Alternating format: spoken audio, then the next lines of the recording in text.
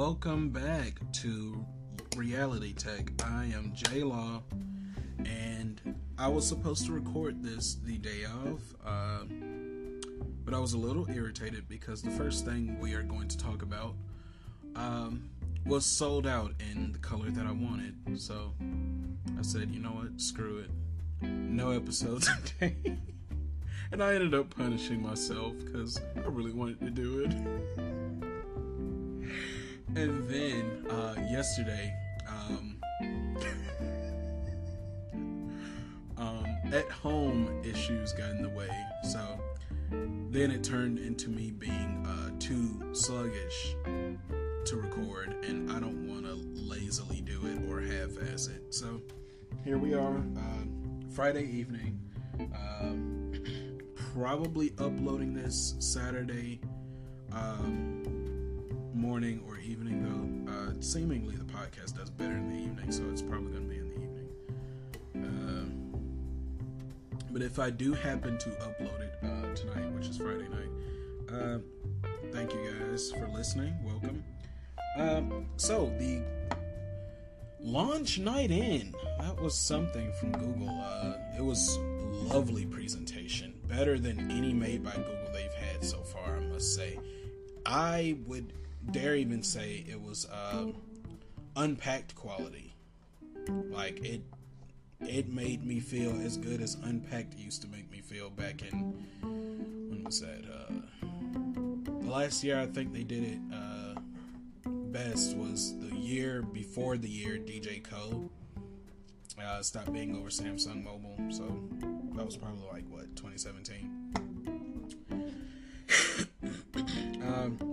But yeah, to get into it, the Chromecast with Google TV, I mean, it was kind of weird going through this year hearing so many leaks about a dongle for your TV.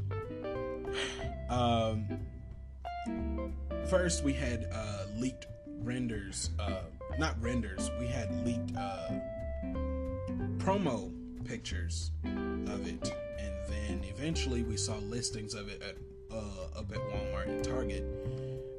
Target had it listed for $60, Walmart had it listed for $50. Well, turns out it was Walmart that was right on that, because it was $49.99 at retail. You can buy it now from store.google.com.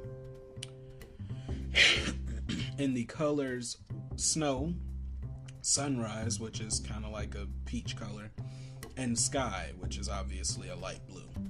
And it sold out in Sky by the time I watched it, because again, that was Tuesday. I would have been tired then. Well, I was trying to catch up on my YouTube feed, and bro, I told myself I probably should just go ahead and buy it before watching the event, because it's probably going to be sold out. Blue is always the most popular color when it comes to anything in technology. Don't let anyone else tell you any different, because it was the same thing with the S20 FE, and it was no different here. So the Sky sold out, and then it was the Sunrise. Not too happy about that. But I'm going to get into why I still didn't get it, because it came back in stock today when I checked it. I'm going to get into that in the next segment. But enough about me rambling. Let's get into the specs. So obviously, it has Bluetooth. According to this, it only has... I can't really tell, but it looks like it's only on Wi-Fi 4. It might be Wi-Fi 5, I don't remember. 2.4 and 5 gigahertz connections, of course. Let's see. The resolution is up to UHD HDR at 60 frames per second. I had no idea it was at UHD. I no longer feel compelled to get a Chromecast Ultra. no one needs to get one anymore. Just get a Chromecast with Google TV. I don't know why they didn't call it the Google Cast or like Chrome TV or something. But yeah, you no longer need to get a Chromecast Ultra, guys. Just get this. Although I think I'm not sure if you can play Stadia on it though. It's weird. I can't remember. Anyway, supports resolutions up to 4K and high dynamic range. Yeah. Video formats. It supports Dolby Vision. I am very shocked to see that. That's great. HDR10 and HDR10 Plus for stunning picture quality. Okay. Now, I wish HDR was actually standardized, because then they wouldn't be able to feed us stuff like this and we not know what it means. But anyway, audio formats, Dolby Digital Plus, and Dolby Atmos. Yes! This is great. Superb picture and superb audio. Awesome, Google. Of course, it has HDMI to plug into the TV, and the power source will be powered by USB Type-C.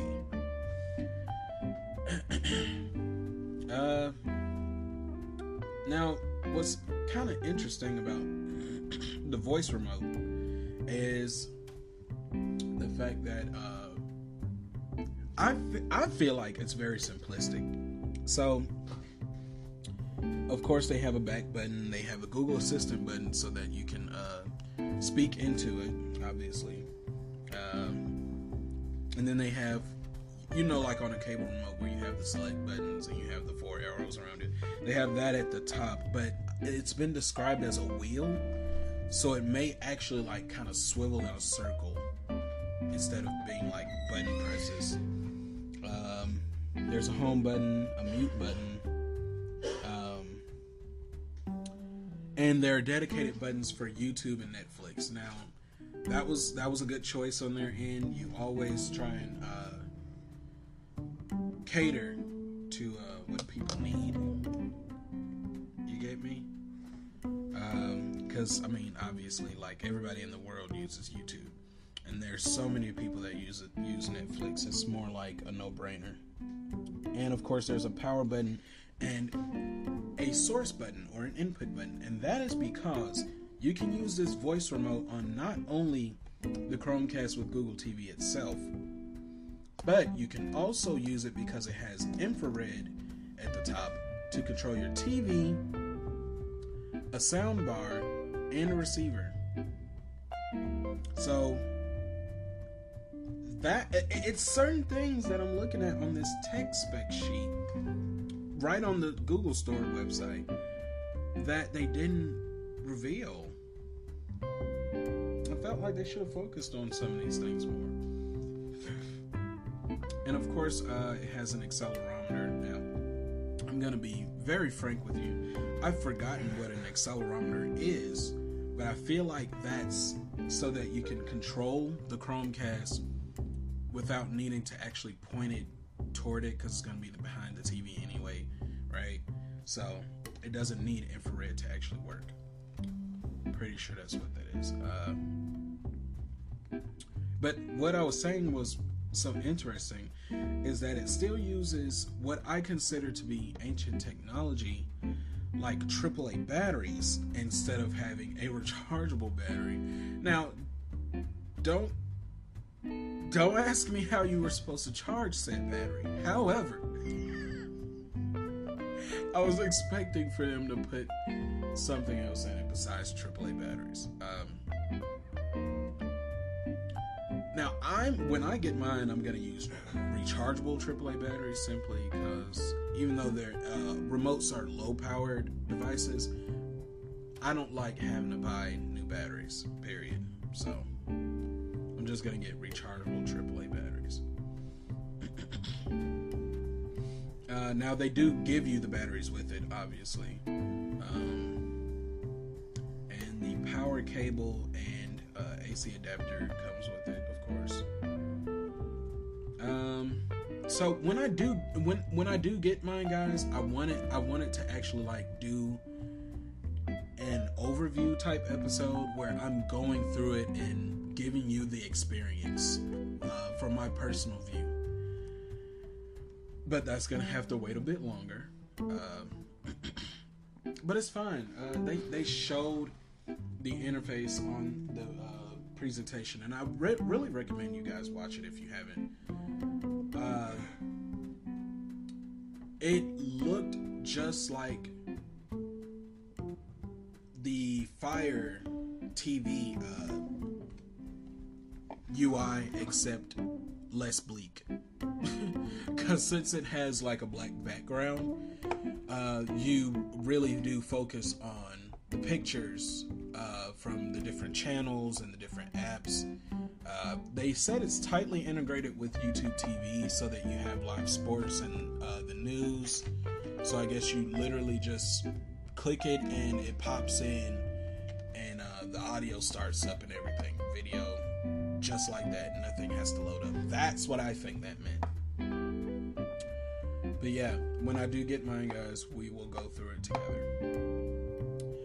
In this next segment, because I really feel like this is going to end up being like a 30-minute thing, especially since this is like the core of what I'm talking about.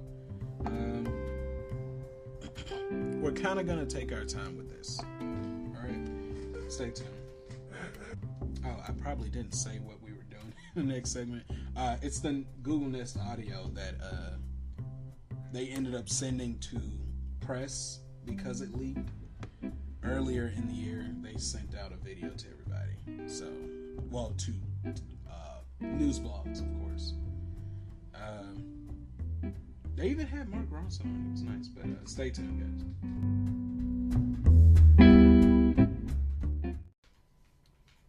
I forgot to mention that the Chromecast with Google TV will start being delivered on October 15th.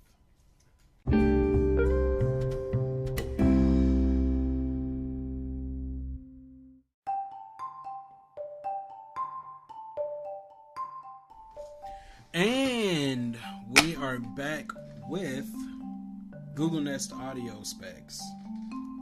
Now, I say if you really do listen to music a lot out loud on your speakers, you should probably get the Nest Audio. But I'm fine with my Nest Minis, especially since I have like 5 of them, because I can spread them throughout the house, and it's just such a great experience. Shut up. I'm gonna get to it. Okay, they know I'm not crazy. Okay, we're not gonna go there.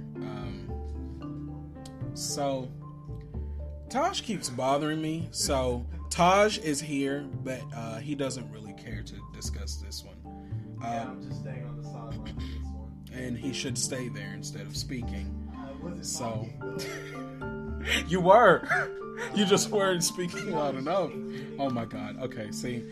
So, the Nest Audio is only $100. And I was so glad to hear that, because I found it outrageous that for that small Google Home device that they were charging $130 for it. I said, guys, no. I am never buying one of those. And I never did. I was not gonna settle for that. Sure, the audio's better, but nah. I'm not going for that. So I really found this interesting because, I mean, obviously besides the fancy calls, they've made some significant improvements, guys. So listen to this. Colors that they come in, of course, chalk and charcoal. Those are standard colors from them. But they're also including sage, which of course is he dying over there. They of course included sage, which I believe is their pink variant. I can't really recall right now. I should probably pull up a picture.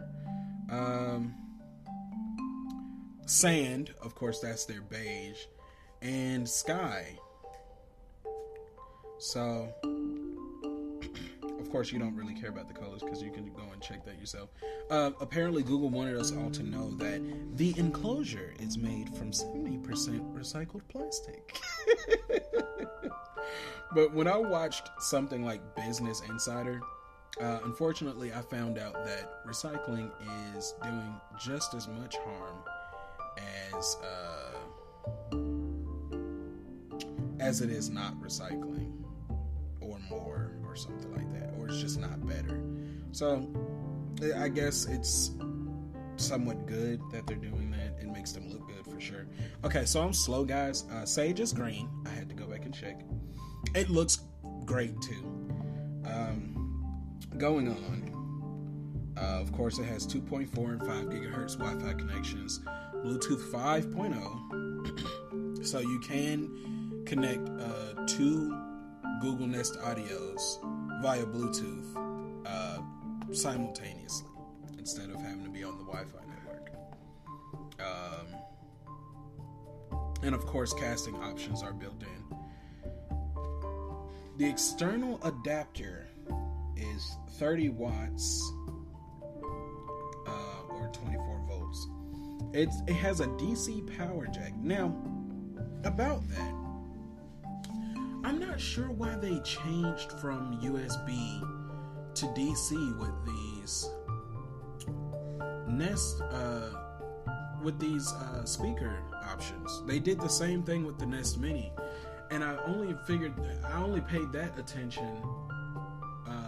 Of course, I saw the power cable when I plugged it up, but I only paid that any attention because I was looking up battery bases for the one home mini that I did keep, because they don't offer the Nest Mini in Aqua.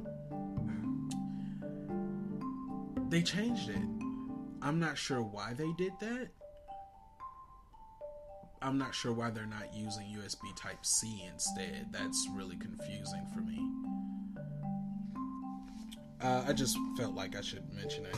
But the improvements that they did make was they now have a 75 millimeter woofer and a 19 millimeter tweeter. Okay. So what that means is it has gotten a 75% boost in volume and 50% more bass since the first Google Home. I say that's phenomenal. Okay. The fact that they have it in such a small package really says something, because the height and width of it is basically 6.9 inches by 4.9 inches. I say that's pretty dang good. The depth of it, of course, is 3 inches. Well, 3.1. And the weight of it is only 2.7 pounds. I mean, for $100, it just seems like a steal at this point. To get a speaker and it's smart and you got all this going on. It intrigues me enough to at least consider buying one whenever I do get a stable job. It has 3 far-field microphones built in. See, I didn't know this. They didn't advertise this during the event. Capacitive touch controls. Of course, there are 3 touch areas. I'm sure you would now touch the front to pause it, and of course, you touch the sides for volume up and volume down. Wow. I mean, I've really got nothing else to say about it. I think this is like the best product that they put out as far as audio to date. I'm considering the Home Max, because the Home Max is unaffordable for regular people. I believe it's still like $300 just for a speaker. I would never. Sir, you good? Anyway. Took in a little too much dust earlier. Well, that's never good. So now we're gonna get to the bread and butter. We're gonna move on to the phones.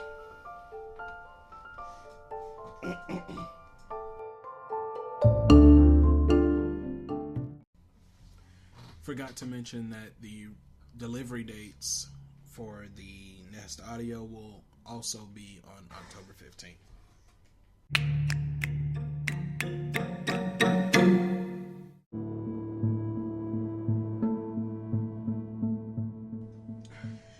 And we're back with the leaked phones.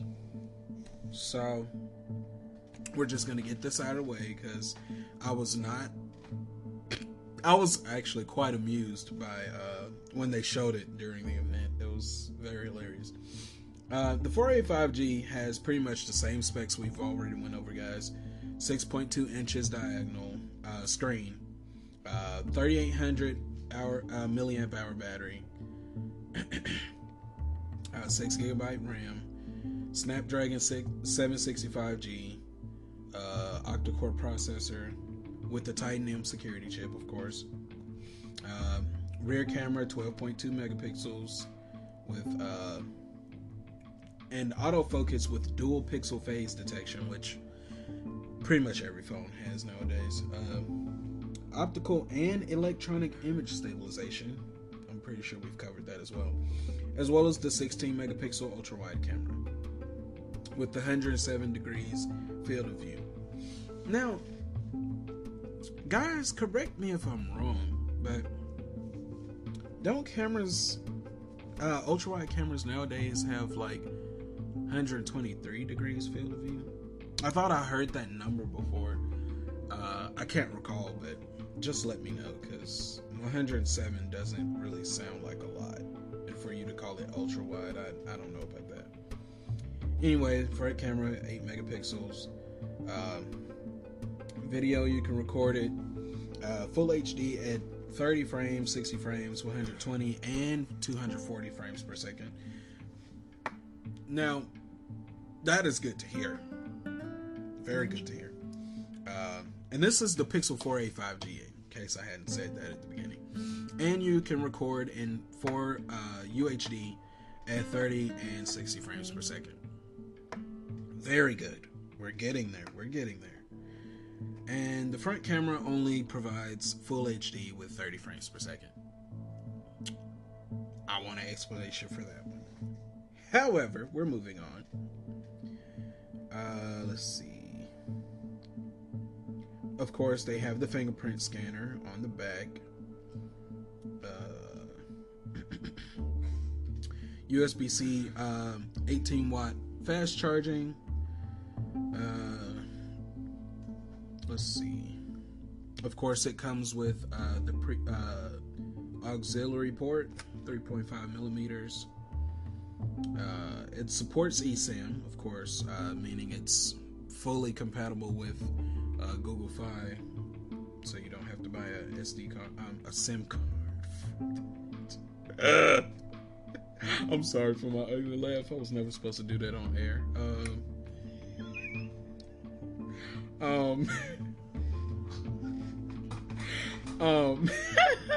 I can't focus. Stereo speakers.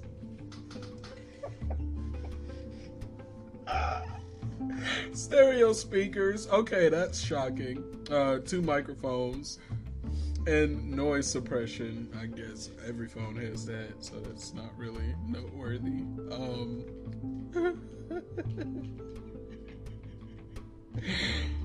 It comes in the colors just black and clearly white.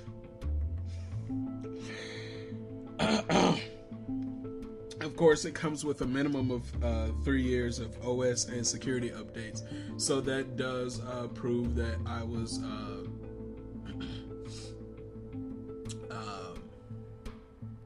I was very wrong about the extra 2 years of security updates. I'm not sure where that came from. I thought I heard that from somewhere. But anyway, of course, it comes with Android 11 pre-installed. It only has Corning Gorilla Glass 3 on the front.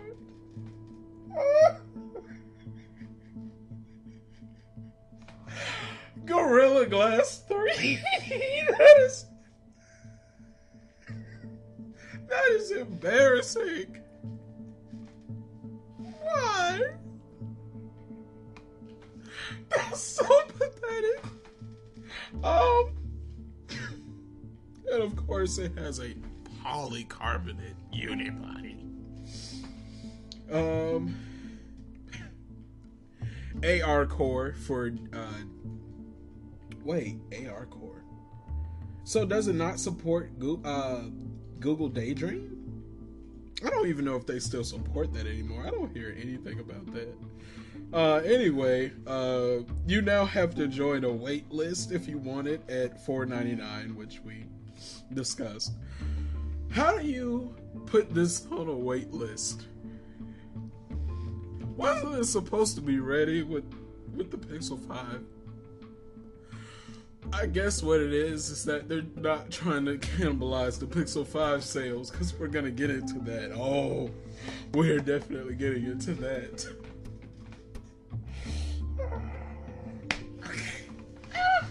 Okay. I'm going to try and make it through this, guys. 6-inch screen, diagonal, 19.5 by 9 aspect ratio. I believe that's Samsung's numbers. I just remembered, we never did talk about the screen resolution on the 485G. I don't think I saw it on here, though. Weird enough. Okay, it was on here.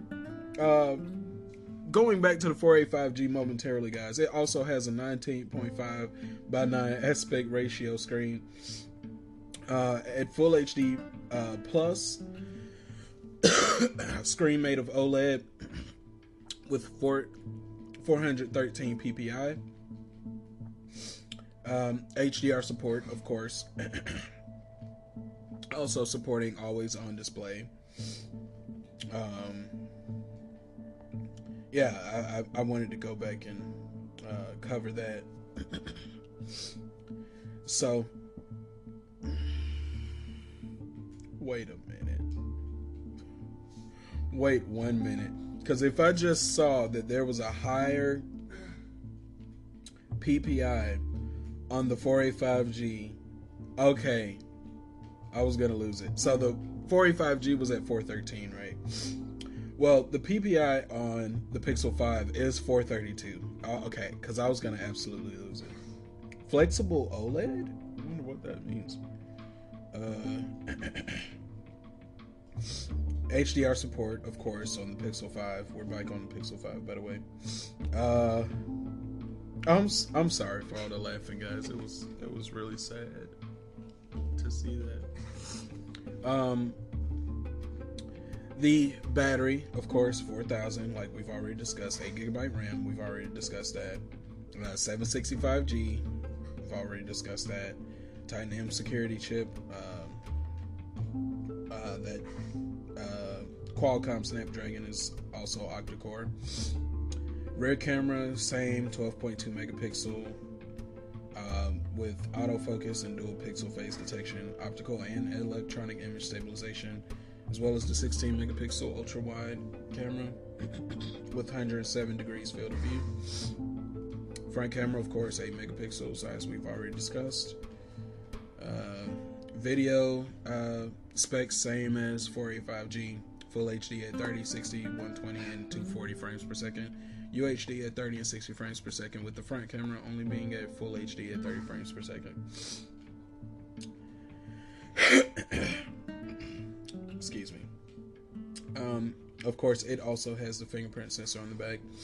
Same with the charging, USB Type-C 18-watt fast charging. Except this did not come up in the leaks, and this is what I was waiting to get to. That's why I was rushing through it. So apparently, it has Qi compatible wireless charging, as well as reverse wireless charging. Now, they were talking about how they managed to do it, because, you know, the back isn't like glass, so that they could, I'm not gonna say keep the cost down on this phone ever. So what happened was,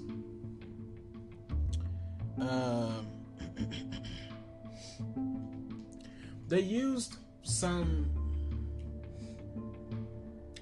a form of plastic around where the copper rings are for wireless charging, right? So that part right there. Wait. I can't remember how the story goes. I just read this story like yesterday. But apparently, right there where the wireless charging coils are, there's a different material there so that it can pass through, because it can't pass through plastic. So I think that part right there is glass, or some form of glass at least. But yeah, it was really interesting reading about that. But they also wanted us to specifically know it was USB Type-C 3.1 Gen 1. Now, I don't even remember what that's supposed to mean, because I watched a whole video on it. It's useless to me telling me something like that, because I don't care. I simply don't care. Of course, it also does nano SAM and eSAM. Of course, also stereo speakers, 3 microphones, not sure why, and noise suppression. Note that I did not say anything about an auxiliary port at 3.5 millimeters. And if, in case you didn't go to the website or check the presentation yourselves, when you hear the price, it's hilarious. The colors they come in is just black and sorta sage, so I'm guessing that's like beige or something. So no white variant this year. Of course, Android 11 right out, and minimum of 3 years of OS and security updates. Oh, okay, that's what it was. So yeah, it's made of aluminum, recycled aluminum, 100%. They wanted us to know that. And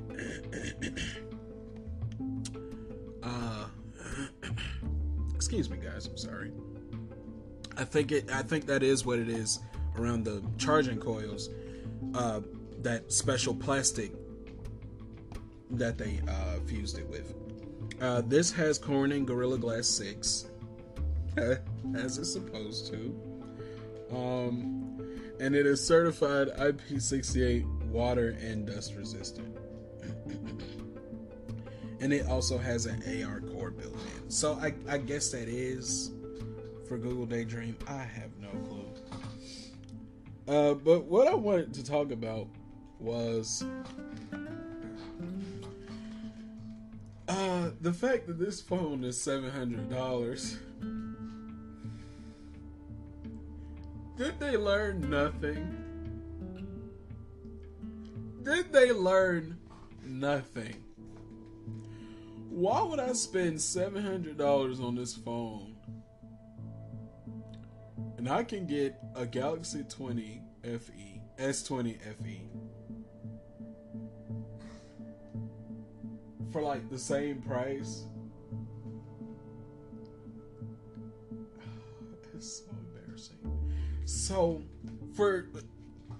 to go over this, make sure I'm not wrong. For $200 more, I get wireless charging and reverse wireless charging with a stronger glass coating.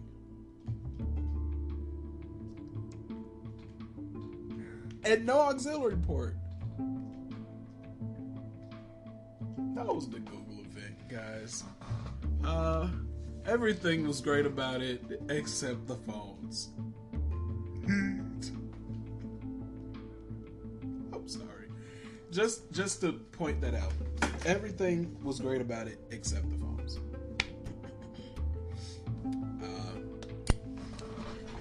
Thank you, Google, for being as innovative as you are with your other products.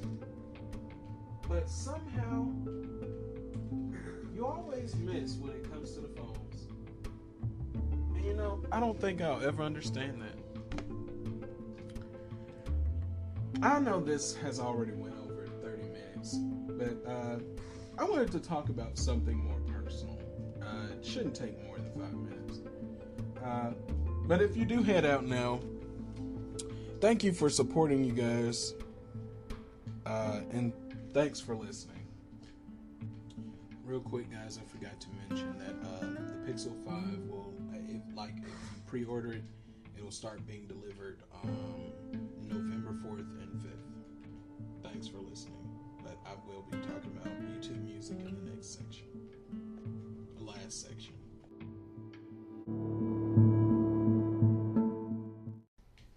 Although you do have to wait on a release date, wait on a wait list for the 4A 5G. Both it and the Pixel 5 will officially be available for purchase on October 29th. So I'm guessing they're only gonna make like certain ones, a certain number of 4A 5G models. Not sure why they're doing it like that, but yeah, you have to go to a wait list for the 4A 5G, but not with the Pixel 5. You can go ahead and like pre-order that now. But again, I feel like it's so they don't cannibalize their own sales with the Pixel 5. I'm just saying.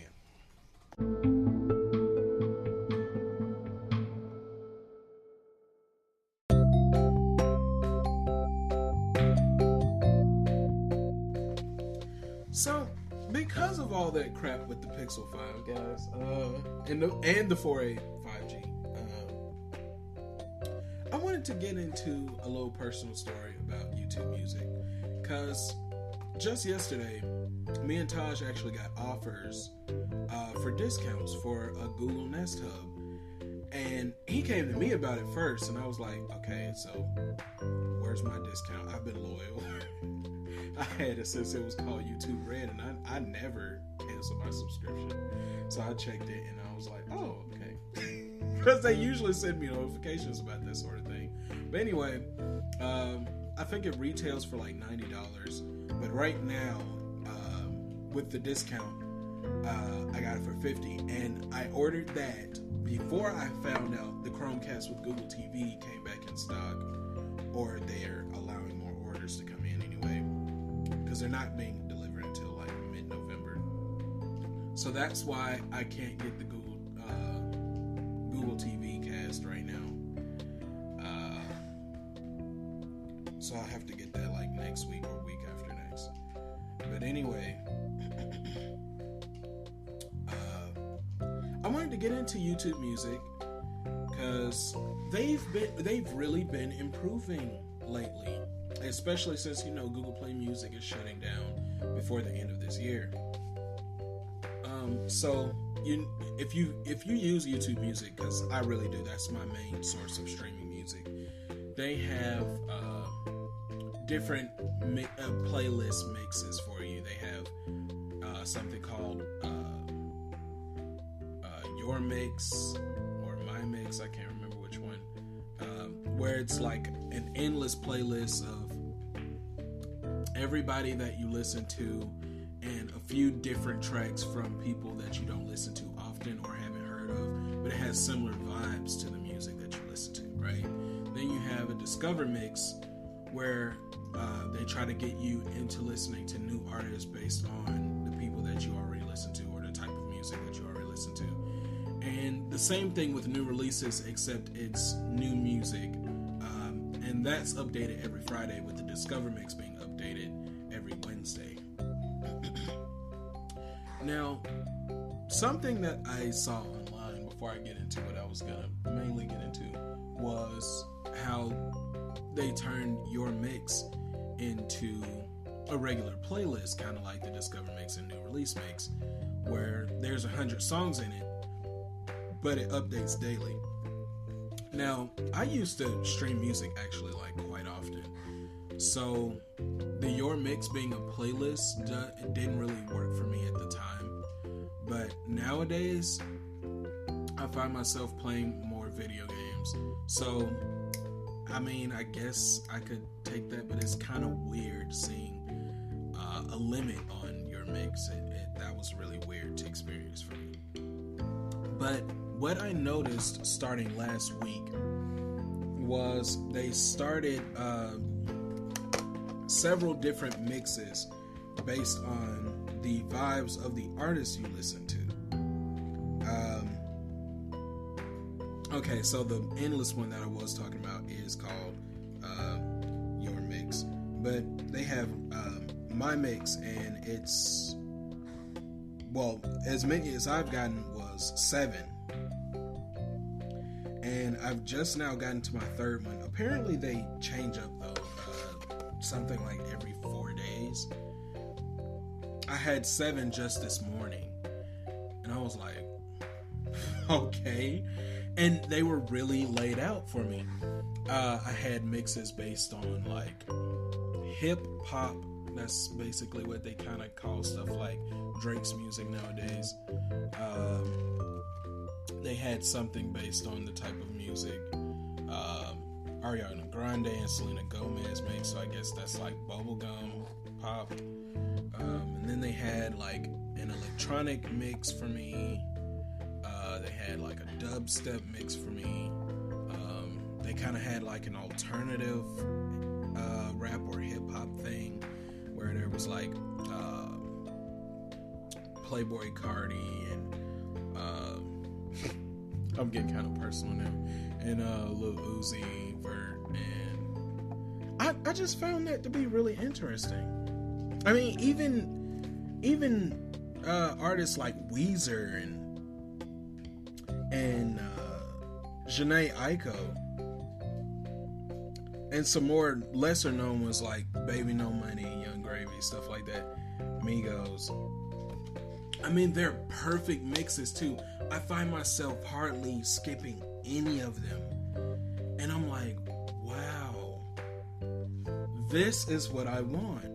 I no longer want what Your Mix offers, because it got to the point where Your Mix was always playing the same songs that I've already listened to. They hardly ever introduced any new songs. And whenever they did, it was like, you don't get me, do you? I've always found myself skipping those and listening to familiar and comfortable songs.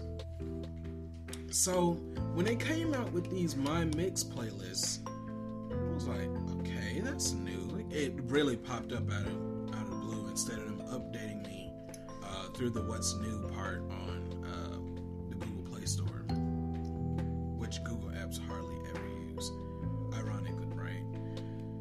But I think this is the biggest step that they've taken with the music curation since the Discover Mix and New Release Mix. It's really great. I just felt like sharing that with you guys because I really found that to be very interesting. But again, I really want to thank you guys for listening. If you want to be directly part of the conversation and make your voice be heard, make sure to send in voice messages through Anchor, or you can leave a comment on your platform of choice if that's not your thing, or you just don't listen to Anchor. I also want to advise you guys to share with others that you think should hear my side of things about mobile tech. And subscribe yourself. Do yourself a favor. Subscribe. Rate me if the platform of your choice allows it. And I will see you guys next time with some more gaming-oriented news. And Taj will be guest starring. I've been J Law, signing out.